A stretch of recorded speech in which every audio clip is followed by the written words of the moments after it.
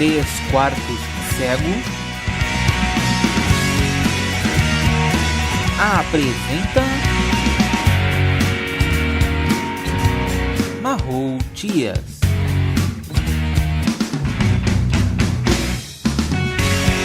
Escrito por Danilo Sanches Ferrari.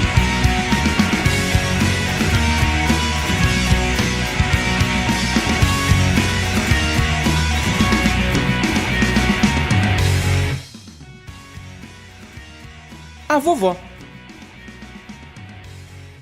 Stephanie desceu até a cozinha com o presente da mãe, se sentindo deprimida.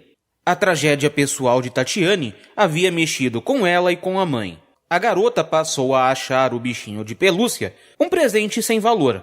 Porém, quando Estela abriu o embrulho, ficou extremamente feliz. O presente era singelo, mas Estela disse que não podia estar mais satisfeita. A reação dela era tão intensa que Stephanie não teve como não acreditar. Augusto e Pamela passaram na casa de Stephanie e cumprimentaram Estela. Os dois não ficariam ali, pois a avó de Stephanie iria passar o dia ali.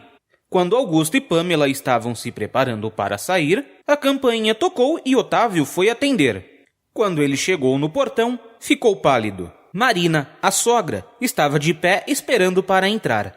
A reação de Otávio causou estranheza à mulher, que falou: "Que isso, Otávio? Parece que vi um fantasma. Eu ainda tô viva." Marina apontou para o carro de Augusto e perguntou de quem era. O homem se enrolou todo procurando uma maneira de explicar, enquanto fingia se enrolar com um molho de chaves. A senhora, que era uma mulher astuta, logo entendeu e disse: "Já entendi. Não é um fantasma. É um velho sem vergonha e uma puta. É bom assim. Quero dar uma boa olhada nela. Agora, pare de fingir que não sabe qual é a chave." As mais diversas cenas de lutas entre mulheres passaram na mente de Otávio enquanto ele abria o portão. Marina foi em direção da porta e deu de cara com Augusto e Pamela, que estavam saindo da casa. Sem se importar com a situação constrangedora, Augusto desejou Feliz Dia das Mães a Marina, que respondeu: "Olha, ainda te resta alguma educação." Pamela estava tentando se esconder atrás de Augusto, sem sucesso algum. Marina pegou no pulso de Pamela e a forçou a dar uma volta, como em uma dança. Todos ficaram apreensivos, mas depois de olhar Pamela de cima a baixo, Marina simplesmente falou, indo até Estela para abraçá-la: "Tá explicado." Depois de cumprimentar a filha, Marina foi até Stephanie e foi abraçada pela neta. Depois da saudação, a senhora olhou Stephanie e também a fez girar, como tinha feito com Pamela, e falou rindo para a garota: "Feliz de você que tem pouco peito e bunda pra cair quando tiver a minha idade. Apesar de não parecer, isso é um elogio. A longo prazo, mas é um elogio."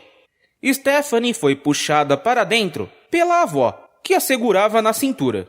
Marina era uma senhora elegante, que usava cabelo curto e mostrava poucas rugas. Ela pintava o cabelo de um louro claro, que lembrava o branco, e usava um fino e pequeno óculos.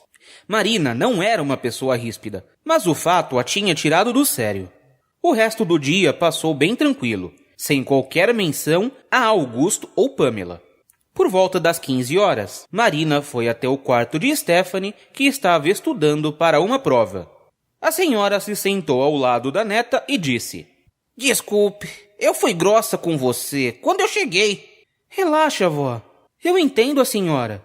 Eu demorei para engolir essa situação. Isso só aconteceu porque aconteceram várias coisas que forçaram isso", respondeu Stephanie calmamente. "Você faz bem. Depois que a gente deixa a caixa do leite cair no chão, não adianta ficar brava com ela", falou a senhora cabisbaixa. Stephanie achou estranho a mudança do ditado popular, mas resolveu deixar para lá. Afinal, no fim, queria dizer a mesma coisa, que agora que as coisas já tinham acontecido, o melhor era seguir em frente. Marina olhou para Stephanie e perguntou: "Você está praticando algum tipo de arte marcial?" "Não, por quê?", respondeu Stephanie, imaginando que a mãe havia contado o segredo para a avó. Sua mãe me falou do seu trabalho voluntário. O mais comum seria aprender a lutar. Mas eu particularmente acho que aprender a dançar seria melhor. Sabe, ninguém esperaria por movimentos de dança durante uma briga. Sugeriu a senhora sorrindo. Stephanie achou a sugestão da avó interessante. Afinal, de certa forma, certos movimentos de certas danças podiam ser muito bem usados de maneiras combativas. Antes de sair do quarto de Stephanie, Marina tirou uma caixinha da bolsa e entregou à neta. Stephanie abriu e se deparou com um pequeno aparelho de massagem. A avó colocou a mão na perna da garota, próxima à virilha, e falou: Usa isso para te ajudar a se controlar. Depois que falou isso, Marina deu 2 leves apertões na coxa de Stephanie, que questionou: Por que isso? Como a senhora... Acredite, as mães sempre sabem quando esse fogo fica difícil de controlar. Então cabe à avó fazer o que a filha não faz, falou Marina, saindo do quarto da neta. Stephanie ficou sentada na cama, com a caixinha na mão, sem saber o que fazer. Ela acabou colocando o aparelho em uma das gavetas do criado mudo e foi lavar o rosto no banheiro. Logo após o jantar, antes de a avó ir embora, Stephanie a chamou em seu quarto e perguntou: Vovó, onde a senhora arranjou aquilo? Uma amiga vende, respondeu a senhora.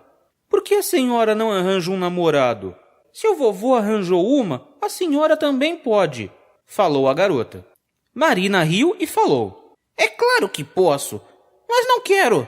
A vantagem desses brinquedinhos é que eles aguentam mais que 1 minuto e não cagam na cueca, explicou Marina, colocando as mãos na cintura. A senhora usa? Questionou Stephanie, surpresa.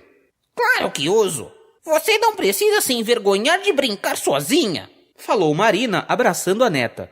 As palavras da avó deixaram Stephanie sem sono. Então, ela resolveu experimentar o conselho da avó.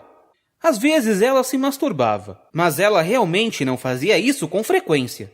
Ela ligou o pequeno aparelho e o encostou na bochecha, para sentir o efeito daquilo no rosto.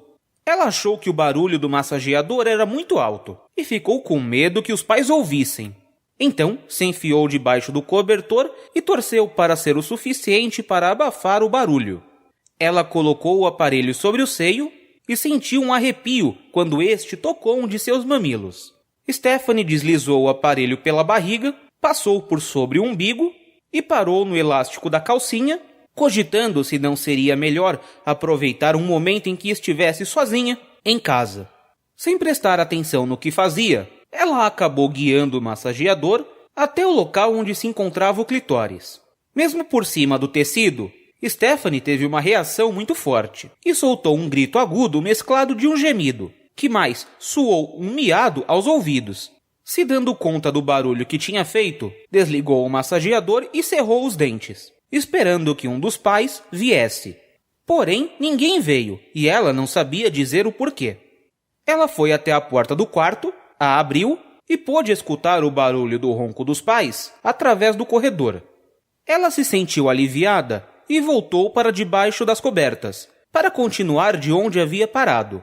Ela experimentou morder o travesseiro, para abafar qualquer outro gemido que lhe saísse ao controle. Porém, mesmo de barriga para baixo, com o rosto enfiado no travesseiro, ela não achou que estava abafando o som de forma satisfatória. Ela pegou uma calcinha que usou para morder, enquanto mantinha o rosto no travesseiro e a cabeça coberta.